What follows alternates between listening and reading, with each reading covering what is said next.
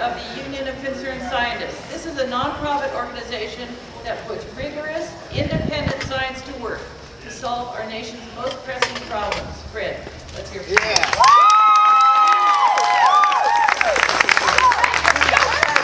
So you already know I'm also a member of the Union of Concerned Scientists, which was formed in 1969 because of the Vietnam War and also because the Cuyahoga River, which runs through Cleveland, caught fire, which is kind of strange for a river to catch fire.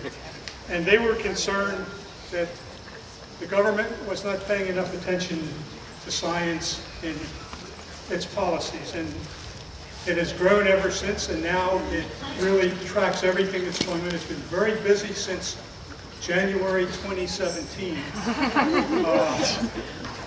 showing the truth to what's going on in Washington.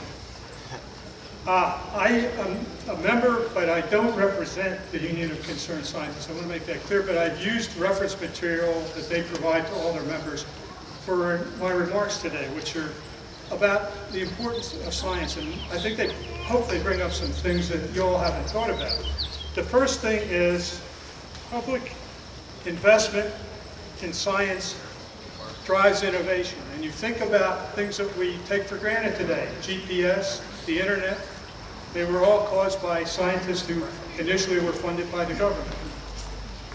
Then the second thing is public science. That's public science is essential. What does that mean? Well, it affects us. Public science helps communities prepare for bad weather, which we've been having all over the place, from Puerto Rico to California. It helps farmers improve their crops, which also impacts us here in California very much.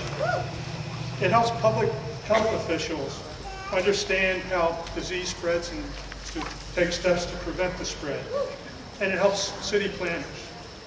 Okay, the next point I have is we all suffer when science becomes politicized. I think that's absolutely clear to everybody that's here. I don't know whether I need to make any remarks about that. The next comment I have is that a healthy democracy requires honesty and accountability. Where did that go?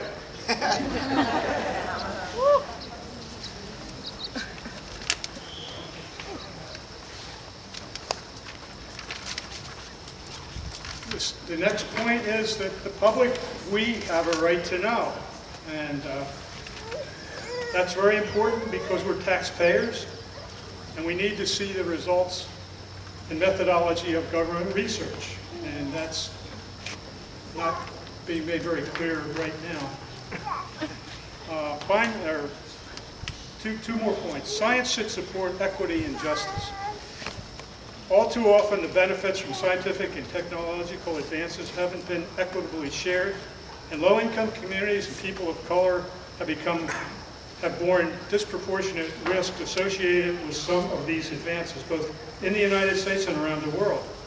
It's not enough to develop solutions that improve health, security, and the environment generally, but science can and should be applied to reduce racial and economic inequality. And finally, all of us here need to stand up for science. So here's what you can do. Get on your legislators, and prevent them from cutting science budgets, which is happening everywhere today. And make sure that agencies don't replace independent scientific advisors with people from various parts of industry, like oil industry, coal, mining industry. So all of us, not only scientists, but educators and all of us, business people, we need to speak out when science is ignored, manipulated, or censored. Thank you very much.